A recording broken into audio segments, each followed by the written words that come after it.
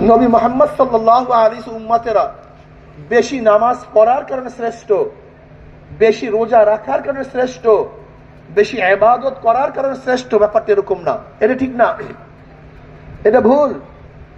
তাহলে আপনি এবং আমি হায়াত পাই 60, 70, 80 বছর।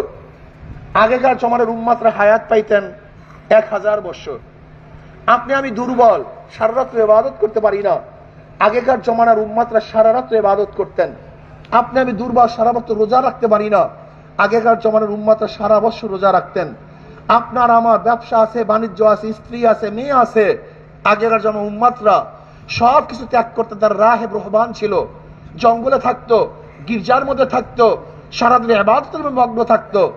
এমনকি না খেতে খেতে তাদের গোশত এবং চামড়া হাড্ডি সার হয়ে গেছে, সব একসাথ হয়ে গেছে, এরকম হ্যাংলা হয়ে যেত, এত ইবাদত করত।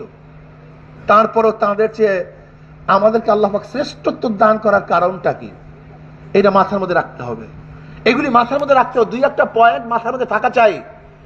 2-1টা পয়েন্ট যদি মাথার মধ্যে থাকে, তা হাজারো সমস্যার সমাধান হয়ে যাবে। কি কথা ঠিক না? সেই কারণ দুইটা কি? শ্রেষ্ঠত্ব হওয়ার কারণ দুইটা কি?